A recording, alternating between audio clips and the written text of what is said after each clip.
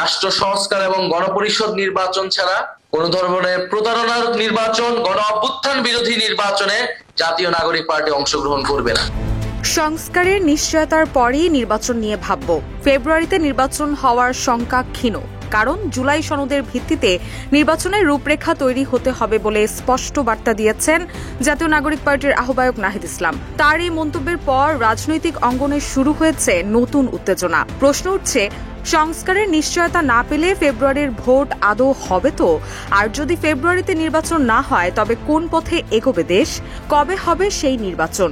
জুলাইয়ের সনদ অনুযায়ী নাকি আরও পরে? এমন প্রশ্নই ঘুরছে এখন জনমনে। 24 আগস্ট শীর্ষক এক অনুষ্ঠানে প্রধান অতিথির বক্তব্যে ফেব্রুয়ারিতে নির্বাচন না হওয়ার শঙ্কা প্রকাশ করে নাহিদ বলেন, জুলাই সনদের আইনি ভিত্তির মাধ্যমে আমরা নির্বাচন চাই, যেটা গণপরিষদ নির্বাচনে অংশগ্রহণ করতে চাই। এর বাইরে কোনো নির্বাচন হবে বলে আমার কাছে মনে হচ্ছে না। আমরা প্রথম থেকেই নির্বাচনের তারিখ নিয়ে কখনোই পক্ষ বিপক্ষ করি নাই। আমরা শুধু বলেছি সংস্কারের নিশ্চয়তা এবং বিচারের নিশ্চয়তা নিয়ে যদি ডিসেম্বরেও নির্বাচন হয় সেটাতেও আমাদের আপত্তি নাই।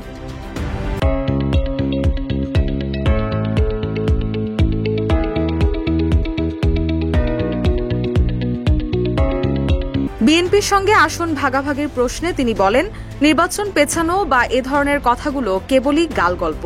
আসন সমঝোতা নিয়েও মিথ্যা প্রোপাগান্ডা ছড়ানো হচ্ছে। আমরা নির্বাচনে অংশগ্রহণ ও সফলতার চেয়ে আমার কাছে বেশি গুরুত্বপূর্ণ হচ্ছে সংস্কার। বিপ্লবের পর জনগণের কাছে আমরা যাতে বলতে পারি দেশের এই পরিবর্তনটা আমরা নিয়ে এসেছি বা জুলাইয়ের ফলে পরিবর্তনটা নিয়ে এসেছি, ফলে সংস্কারটাই আমাদের প্রধান এজেন্ডা। সংস্কারের পরই আমরা নির্বাচন নিয়ে ভাবব। রুশা সুর, নিউজ ডেস্ক, ইত্তেফাক।